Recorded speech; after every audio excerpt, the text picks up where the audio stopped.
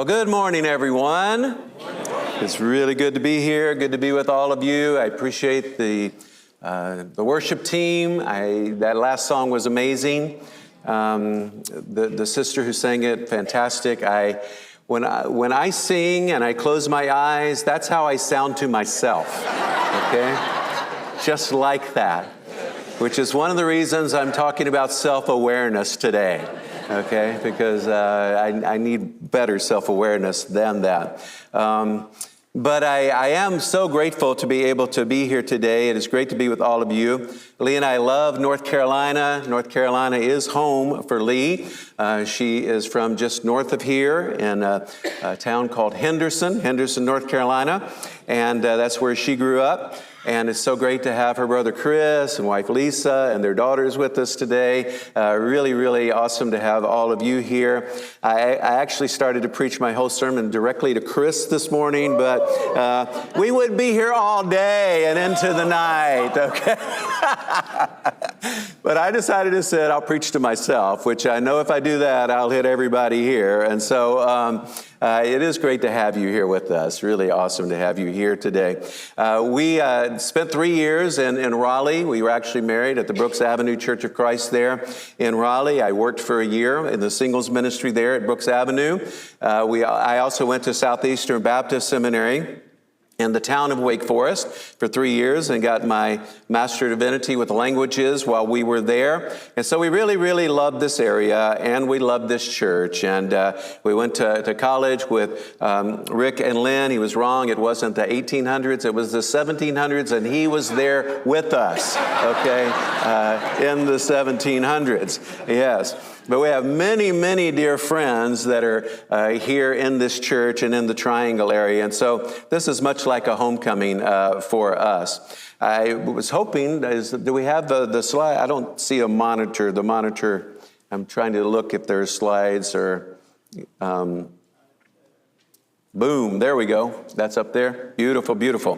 This is what I'll be talking about. I want to share a few slides about our family and about what I'm doing, and then I'll get into the lesson today. So we can just move through some of these slides that we have here. That's our family. That's us in New England, and that's us as we were apple picking in New England. I don't know if you have the opportunity to do that, but it's awesome. That's Chelsea and Rob right there. Chelsea is our daughter. They moved up to New England to lead the church there in the southern coastal area of the Boston Church of Christ, and they're doing a great job in the ministry there. This is our son Daniel. Excuse me. Unfortunately, he passed about 4.5 years ago. Daniel was... He loved New York.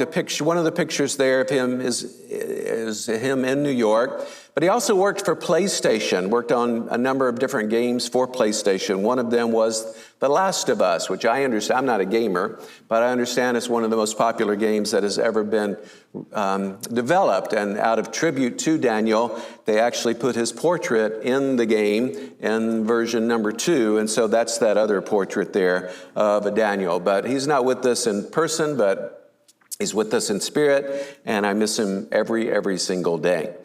This is our oldest grandson, Bradley, and we can go to the next picture because that's a picture of Tyler, and they both play musical instruments, and I'm going to talk a little bit about that in my message. And so if we'll go to the next picture, that's us at Christmas, having a good time there in New England. And Chelsea and I have been working on a book together. I think that's the next slide. Yes, this is a book that'll be coming out toward the end of the year. We're actually doing the final edits on it right now. It's a book on women in the Gospels and the story of Jesus and women in the Gospels. It's a devotional book telling their story and relating it to Jesus. Thank you. And Chelsea and I actually was working on it for quite a bit, and then I realized, you know what, Steve, I did not want to just have a male voice presenting this about women in the gospel. So I asked Chelsea if she would write it with me, and she said yes, and we've been working on it together for a while, and so that should be out very, very soon, just to let you know a little bit of what I've been doing. Also, I'm a part of Kinnard Leadership Center, which is a center that focuses on helping develop leadership around the church and around our communities. I mainly have 3 initiatives, and that is training church building teachers and something called Teleos, which is sort of scholarly and scholarly networking and a journal of scholarly articles and a scholarly conference. And then I work with schools of missions around the world. There are about 14 or 15 of those, and primarily in the majority world, which I love working with. And so if we could go to the next slide. This is what happened in South Asia, India, Nepal, and Bangladesh. I helped train 20 teachers there. And this was the graduation and them getting their certificates there in South India. I also work for Mountain Theological Seminary. I'm the dean there. And in Mountain Theological, we had a graduation while I was in India, and 2 of the students received their master's degrees there. That's Bina and Tiagu. And that was a lot of fun having that graduation there. And I think there might be one more slide, or maybe not. No, we're to the lesson now. So let's jump into the lesson, and I want to share a little bit about Jesus and self-awareness.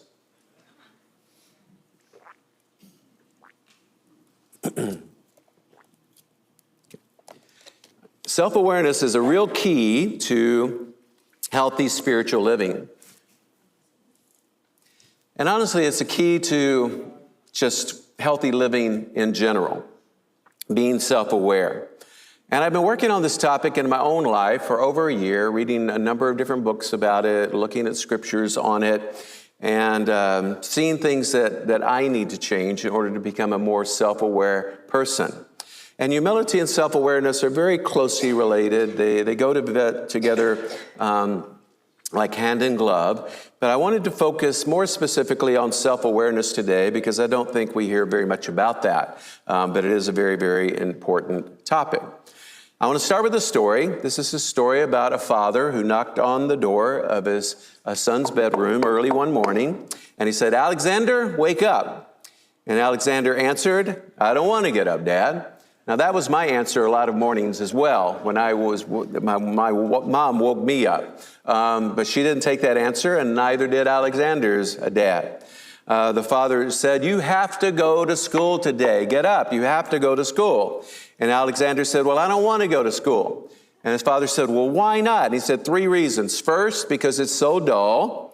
Second, because the kids tease me. And third, I just hate school.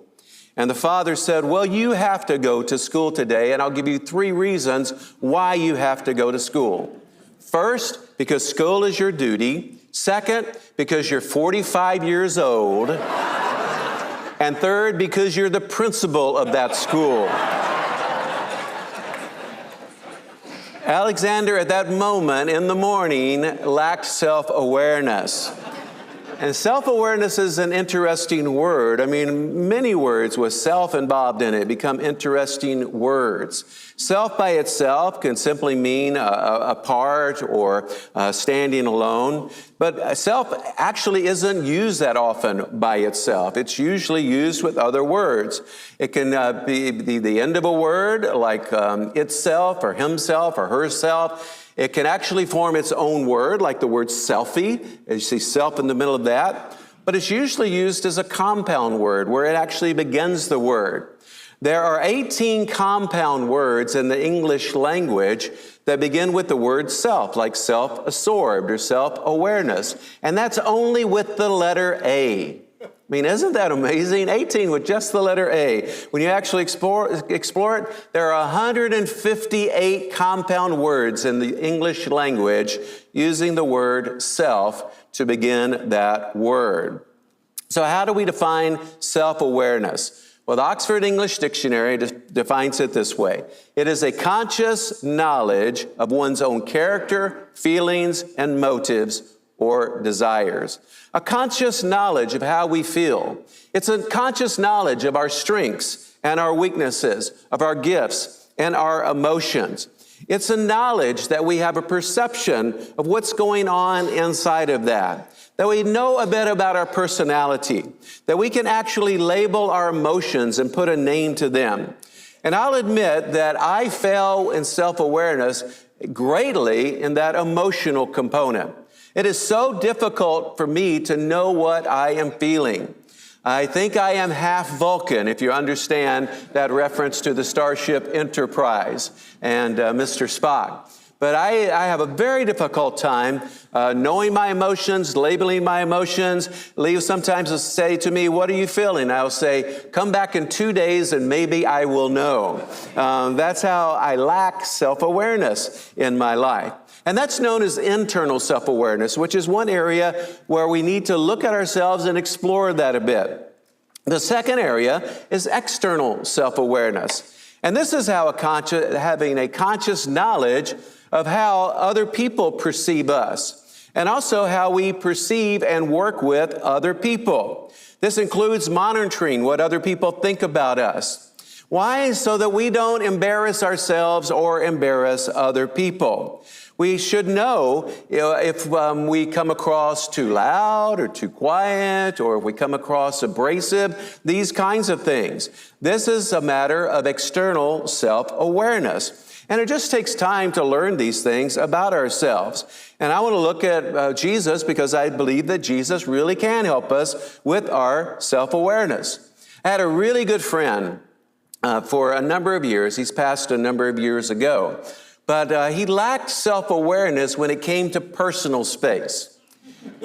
Now, I'm a guy who values personal space, okay? I just do. I'm not a guy who even likes back rubs. Okay, now some people love back rubs, but I'm like, a person will come up and they'll start rubbing my back and it'll give me the EBGBs. I'm just like, yeah, please don't do that.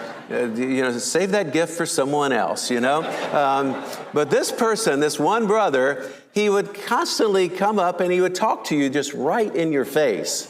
I mean, he would just be right here.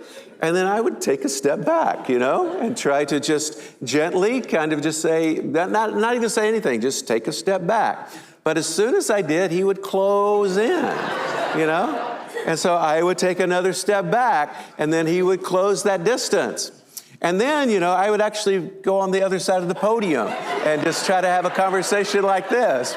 But that didn't work because he would come around the podium and chase me around the podium. And finally, I just had to say to him, and I just said, "Bro, I love you, but I just want to share with you the lesson about personal space."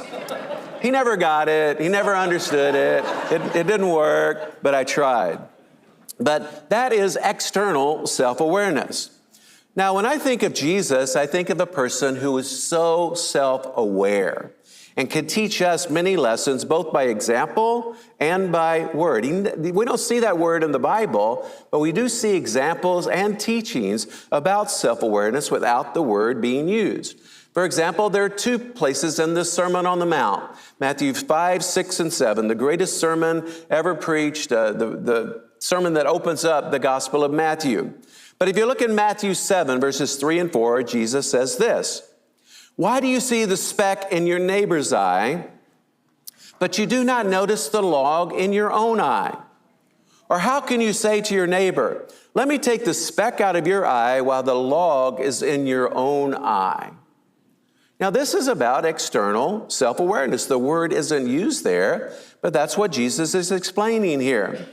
That's the concept, that we should be able to work on our own selves and the weaknesses there in ourselves before we point out the weakness in someone else. And we have this beam in our own eye, and they only have a little bit of whatever it is in their own eye, and we're trying to fix them instead of working on ourselves. That's a matter of self-awareness. And also in the Sermon on the Mount earlier, Matthew 5, 23 and 24, Jesus says this: "Therefore, if you are offering your gift at the altar and there remember that your brother or sister has something against you, leave your gift there in front of the altar. First go and be reconciled to them, then come offer your gift." Well, again, this is about self-awareness. Have enough awareness that if you have offended someone, then you be the one to offer the olive branch.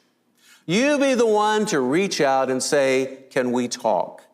And he actually says, do this before you go and lay your gift at the altar. Jesus is saying, work on relationships before worship, because that's the more important thing, is getting things right with someone you may have offended. And so when you look in the scriptures, you see Jesus teaching on this concept. Now, a person named Anthony DeMello wrote a book called Song of the Bird, and he tells an amazing story. I think it's an amazing story, so I'll just tell it. And this is about self-awareness. A man found an eagle's nest, and he put the eagle's nest in his barnyard in the chicken pen. And the eaglet hatched with a brood of chickens. And the chickens grew up around this eagle, and the eagle around the chickens. And all of his life, the eagle did what barnyard chicks did. Thinking he was a barnyard chicken. He scratched the earth with his, for looking for insects, looking for worms. He clucked and he cackled. He would thrash his wings and fly just a few feet in the air and then come crashing back down to earth. And years passed, and this eagle grew very old. And one day the eagle looked up and he saw this magnificent bird above him in a cloudless sky. And this bird was gliding gracefully and majestically among the powerful wind and currents, and without even beating its wing, just gliding along. And it was so beautiful and strong and majestic. And the old eagle looked up in awe, and he asked, "Who is that?" And the birds around him said, "That's the eagle. It's the king of the birds. He belongs to the sky. We belong to the earth. We're chickens." So the eagle lived and died a chicken, for that's what he thought he was. Now, isn't that the saddest story ever? I know, you're welcome. That is so sad. But it is a lack of self-awareness. And it's important for us to see us as God sees us. And I love the verse in Genesis 1, 26 and 27. It's the creation story. And on the sixth day of creation, this is what the text reads. Then God said, "Let us make humans in our image, according to our likeness, and let them have dominion over the fish of the sea, and over the birds of the air, and over the cattle, and over all the wild animals of the earth, and over every creeping thing that creeps upon the earth." So God created humans in his image, imago Dei, in the image of God. In the image of God, imago Dei, he created them. Male and female, he created them. See, God made you in his image. We are all formed in his likeness. That means God made us spiritual beings. And when we think spiritual thoughts, we are closer to God than at any other time. We are more like God when we think spiritually. God also made us creative. And I love that a creative God, even in this creation story, is making us in his image, and we can be creative as well. When we create, we express the nature of God in our lives. My wife loves gardening, and when I see her working in the flowers, she is embracing that divine nature and that creative nature that God gave her. And it's a beautiful sight to see. When I write poetry, and I love to write poetry, and write songs, and write stories, and when I do that, and I do that a little bit every single day, it helps me to engage my creative nature and my divine nature, and to embrace the imago Dei that God has put in me. I showed you the pictures of our grandsons playing drums because I'm teaching them how to play guitar and how to play drums. And the three of us, we write songs together. And it's a lot of fun. Bradley will get on the drums, and he's really good at just forming a beat on the toms. He likes the toms. He really doesn't like the cymbals yet. He will, but he really likes the toms, and he just gets into the toms. And then Tyler will strum a guitar chord, and then he'll start making up words, and I'll add to the guitar, or I'll add a bass string in there. And honestly, one of the times I feel closest to God is when I'm creating with my grandkids. when we're in there, and they make some amazing songs. In fact, their songs are so good and their titles are so awesome, I'm afraid to tell them to you right now because I'm afraid you might steal them. I mean, there's no copyright on them, and they're really, really good. The hooks that they put into these songs, they grab you. They're really, really good. But for me, I get in there with them, and I just feel close to God. I feel like I am in the presence of God when I'm created in that moment. And see, that's a moment when I feel like an eagle, not a chicken. And I think in all of our lives, we know the difference. There are times where we feel like the eagle and we're soaring with God, and there are times where we forget that. And our ugly side comes out and our sinful nature comes out, and we look more like the chicken. And what I'm saying today is be aware of the difference and soar with the eagles, because God made you in His image and He wants you to soar. I think of a couple of Bible characters that were this way. I think of the judge prophet Deborah in the Old Testament. She's noted as being both a judge of Israel and also being a prophet of God. And she's described in this way in the book of Judges. Deborah, a prophet, the wife of Lapidoth, was leading Israel at the time. And Barak, one of her assistants, came, and she told Barak, God is delivering our enemy, Sisera, into your hand. But Barak said to her, if you do this with me, I'll go. And Deborah answered, certainly I will go with you, but because of the course you are taking, the honor will not be yours. For the Lord will deliver Sisera into the hands of a woman. See, Deborah knew who God was and knew that God was with her. And she knew the circumstances around her. And she wasn't afraid to say, God is giving us our enemy. We just need to go out and take the enemy. And because she did that, she received the glory. Deborah was so amazing. She was a wife, a mother, a judge, a leader, a prophet, a warrior, a peacemaker, and she was a singer-songwriter. Maybe you didn't know that. She was creative. She penned these words, may all who love you, Yahweh, be like the sun when it rises in its strength. Deborah's self-awareness made her an amazing leader. And when Barak was on the fence about defeating Sisera, Deborah said, okay, we have this. Let's go make it happen. And she gave victory to Israel. That's self-awareness. I love the story of Mary of Nazareth. Mary received this pronouncement about how she was going to deliver the Christ child in the world. And Gabriel made that pronouncement to her. And Mary protested a little bit, but not out of a sense of a lack of faith, but out of a sense of how in the world is this going to happen? And she even said that, I've never been with a man. So how are we going to do this, Gabriel? And Gabriel said, by the Holy Spirit. And she was like, okay. And she said, I am the Lord's servant. And I think that's just so beautiful. May your word to me be fulfilled. And the angel left her. But Mary had self-awareness also. And she was the mother of Jesus. She was an incredibly faithful woman. She has the longest timeline in the whole New Testament. What I mean by that is she's there before Jesus comes on the scene. And she's there after Jesus dies, resurrected, and ascends, and on into Acts chapter 2. That's Mary, the mother of Jesus. The longest timeline in all of the Gospels is Mary.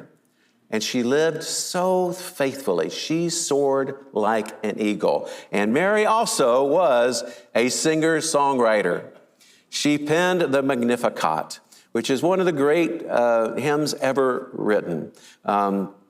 And so she says, my soul glorifies the Lord, Magnificat. And my spirit rejoices in God, my Savior, for he has been mindful of the humble state of his servant. From now on, all generations will call me blessed. For the mighty one has done great things for me. Holy is his name. That's self-awareness when you can say, the mighty God has done things for me. And ultimately, through me, she was the Lord's servant. servant. But I want to focus for a little bit now on Jesus, just a little bit, in a story in Mark chapter 8, 27 through 33. I love the Gospel of Mark. It's my favorite gospel. And Jesus shows self-awareness here when his disciples don't. So I'm going to read this story, and I'm going to stop and make comments along the way.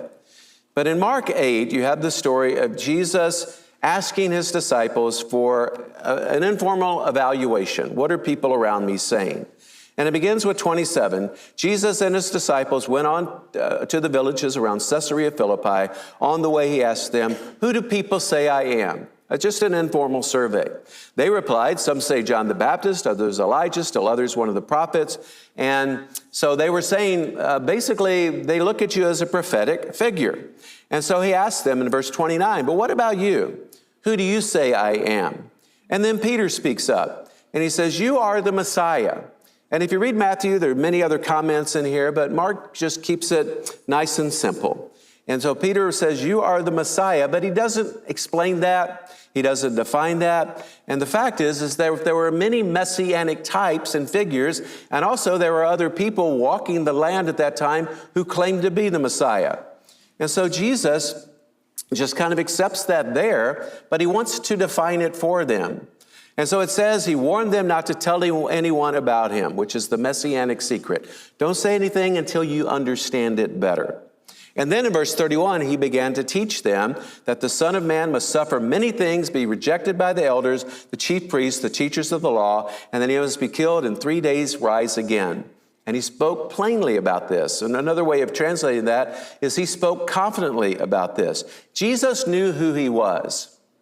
And he wasn't going to be the type of Messiah that Peter or anyone else just put on him. He wasn't going to be the military figure. He wasn't going to be the economic ruler. He wasn't going to be the political ruler. Instead, he was going to be the suffering Son of Man after the book of Daniel. But look at Peter's lack of self-awareness, because it says next, "And Peter took him aside and began to rebuke him." Now, if you look at the story just ahead of this, it's the story of the blind man of Bethsaida. And Jesus basically takes that blind man, and it says in the text, he took him aside outside the village in order to heal him. He had to give him a second touch of faith. And it's a great story. But Peter basically is doing the same thing with Jesus. He's taking him aside, and he's going to fix Jesus' thinking. And he rebukes him. But then Jesus looks over, always self-aware, and sees the disciples, external self-awareness as well as internal. And he rebukes Peter. And he says this, "Get behind me, Satan, for you do not have in mind the concerns of God, but merely human concerns." And that last little phrase is what I want you to think about and really carry with you the rest of the day. You don't have in mind the things of God. You have in mind human concerns. Because that is the difference between healthy spiritual self-awareness and not having it. That is the difference between embracing being made in the image of God and not embracing that image. And it's also the difference between soaring like an eagle and being a spiritual chicken. Okay? And we would rather be spiritual eagles. But it's that divine thinking. It's learning to think like Jesus. And if I could say just one thing for all of us, if you want to work on spiritual self-awareness, the one thing that I would say is learn to think like Jesus. And the only way that I know to learn to think like Jesus, well, actually, there's more than one way. The main way I know is by reading about Jesus and seeing who he is and was, reading through the Gospels. You can see him in other people. You can see him by praying and meditating, but really getting into the Word and seeing who Jesus was. Jesus says, your mind is not set on the interest of God, but on human matters. The path to self-awareness is the path of learning to think like God. It is the journey of becoming more like Jesus in our lives. It's not easy. There's nothing easy about it. We learn to think like Jesus one step at a time, one day at a time, one moment at a time. But I think there are some things we can do that will help out. And one of them is just taking this time to reflect on Jesus. You know, these scholars that study self-awareness, there's a wonderful book called Insight by Tasha Eurich. And if I recommend one book, that's the book. Read Insight. She and her team, a team of scholars, did a survey on self-awareness, surveyed just a bunch of people. And it came out that 95% of the people said they were self-aware. But when they explored that deeper, really only about 10 to 15% of the people truly were self-aware. Which means in a gathering like this, there might be 10 or 15 of us that have true self-awareness. Well, what they did, they took those unicorns, that's what they called them, and they studied them out deeper. And they learned these things. People who are more self-aware tend to be reflective, but in the right way. And we're not very good at reflection. That's just not something that we do very well. In fact, she tells this story, actually it was somebody else that told this story. In 2014, the University of Virginia did a study by putting people in a room, and they gave them the option, you can sit quietly by yourself for 6 to 15 minutes. You can sit quietly by yourself 6 to 15 minutes, and the experiment's over. Or you can push a button, receive an electric shock, and the experiment's over. Of the men, guess how many pushed the button? Okay. 67% of the men took the electric shock instead of sitting quietly by themselves. Now, the women, it was 25%, so amen there. But Finn Sheridan, who talks about this study, says, in our culture, we rigged ourselves against reflection. We're not very good at it. And then they say in this study also that when you reflect, you have to ask the right questions. And the why question, which is usually my question, I ask why a lot. Why, God? Why this person? Why am I going? And they say, change the question to what? Because you're more than likely never to get behind the why, but you can actually get behind the what. What is causing me to feel this way today? What is it about life right now that is making me sad? If I just ask why, wow, that gets so deep so quickly. But if I ask what, and I've started to do this, and when I ask what, I can usually put my finger on it. And so many times, I miss Daniel. That's what's going on. I just miss him. I miss my son. I miss talking to him on the phone because we talked on the phone so often. I miss writing emails to him. You know, I still, in the New York Times, anytime a write-up anytime there's a write-up review about any game or any game system, I read it because I used to always talk to Daniel about those things. So I stay up on gaming. I don't play games, but I stay up on the industry because he loved that industry. And I just miss him. I miss him every day. And when I can ask what is it today? I usually have to say, oh, I miss Daniel. But it's helpful for me to identify that because then I can say to myself, well, of course you do, Steve. Of course you miss Daniel. And that's okay. It's okay to miss him. It's okay to be sad today because you miss him. And I've had to learn this about myself. And I've had to learn this. It's kind of my journey with grief. Had to learn this. So what questions are better? And I'll mention one more, and we'll actually close out with this. You know, what can we do to be a bit more self-aware? And that is to stay humble. To stay humble. One big obstacle or one blind spot to self-awareness is pride. And people generally think they are better at things than they are. And they're not even aware of their pride or their arrogance. In fact, studies show that in general, people overrate their abilities. They think they're better at things than they really are. Just like me, when I close my eyes, I sing like Bono of U2, you know? But I know it doesn't sound like that when I open my eyes. But science shows that we tend to over-evaluate ourselves. In fact, science shows that when you hit 35, your ability to truly evaluate yourself decreases instead of increasing. You might think, I'm 35, I've got better self-awareness, I've lived life, I've got all these experiences. Well, often we count on those experiences and we act like I already know when we don't know. So it's a good thing the campus students aren't here today, because they would be like, well, if you had asked me, I could have told you that when you get over 35, yeah, you're not aware, okay? But that's interesting. Ulrich has this quote, and I think it's a fantastic quote. She says, one of the things that we do is that we protect our egos. And she says this: people surround themselves with walls, mirrors, and liars. Ouch. We surround ourselves with walls, with mirrors, and with liars. But as disciples of Jesus, if we're going to think like Jesus, we've got to get rid of that. And we've got to look at Jesus, and we've got to be honest with ourselves. I've invited at least 2 people into my life. Lee has a standing invitation, tell me what you see. And my daughter has a standing invitation, tell me what you see.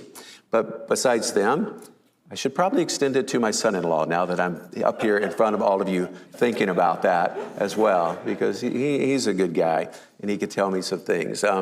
But there's Valder Koha and Dr. David Pakta. I gave them, basically I talked to both of them and I said, I want to give you a blank check. You could cash it any time. Anytime you see anything in my life that you feel like I need to hear, speak up.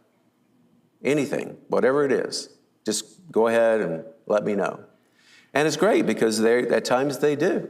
They like, Steve, I'm bringing you a check right now.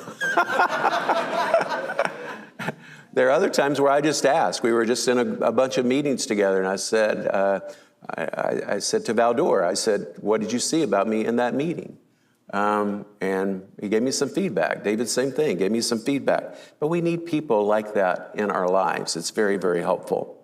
So, but the main thing, again, if I were just to boil it down to one thing, what one thing can we do to be more self-aware? Think about Jesus. Think like Jesus.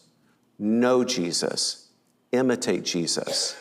Read about Jesus. Look at his life. Become familiar with him in the Gospels. And I'll close with this passage from Philippians 2, verses 3 through 8, which is about spiritual thinking. And it is about humility, but it is also about having the mind of Christ. Do nothing from selfish ambition or empty conceit, but in humility regard others as better than yourselves. Let each of you look not to your own interest, but to the interest of others. Let the same mind be in you that was in Christ Jesus, who though he existed in the form of God, did not regard equality with God as something to be grasped, but emptied himself, taking the form of a slave, assuming human likeness and being found in appearance as a human. He humbled himself and became obedient to the point of death, even death on a cross. Let each of us have the mind of Christ. And if we do that, then we will soar like eagles. Amen.